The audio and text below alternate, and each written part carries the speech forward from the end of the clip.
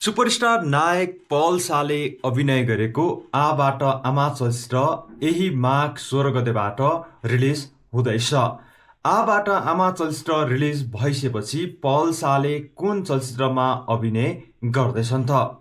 पल शाहले कुन फिल्म खेल्दैछन् त? आज म यही कुराको बारेमा चर्चा गर्न गइरहेको छु। भिडियोलाई पुरा हेरिदिनुहोला र मेरो युट्युब च्यानललाई सब्स्क्राइब गर्न भने नभुल्नुहोला।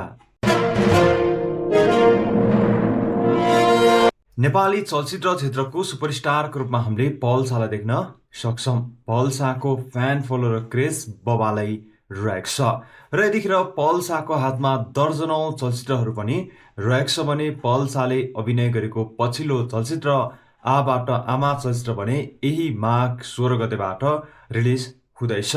यतिखेर आबाट आमा चलचित्रको प्रमोसनमा पल शाह व्यस्त रहेका छन्। आबाट आमा चलचित्र रिलिज भइसकेपछि मात्र पल शाहले नयाँ चलचित्रमा काम गर्ने भएका छन्। आबाट आमा चलचित्र रिलिज हुनको लागि लगभग 1 महिना जति बाँकी रहेको छ।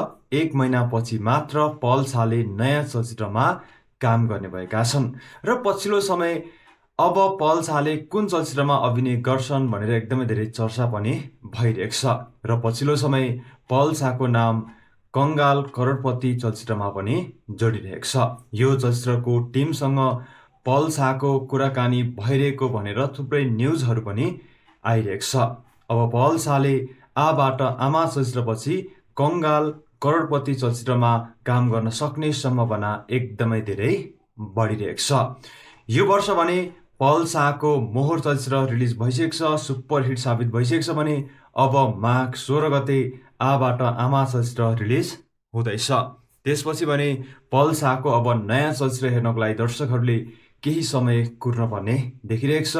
2083 सालमा पनि पल शाहको कम्तीमा पनि 2टा चलचित्र रिलिज हुन सक्ने सम्भावना देखिरहेको छ र पछिल्लो समय भने पल शाहको नाम कंगाल करोडपति चलचित्रमा जोडिरहेको छ। हस्, त्यति भन्दै म बिदा हुन चाहन्छु। पल शाहको आबाट आमा चलचित्र माघ 16 गते रिलिज हुँदैछ। आफ्नो नजिकको हलमा गएर हेर्न नभुल्नुहोला र त्यसपछि पल शाहले कंगाल करोडपति चलचित्रमा काम गर्न सक्ने सम्भावना बढिरहेको छ। हजुरहरूलाई कस्तो लागिरहेको छ कमेन्ट गर्न भने नभुल्नुहोला। हस् त, धन्यवाद।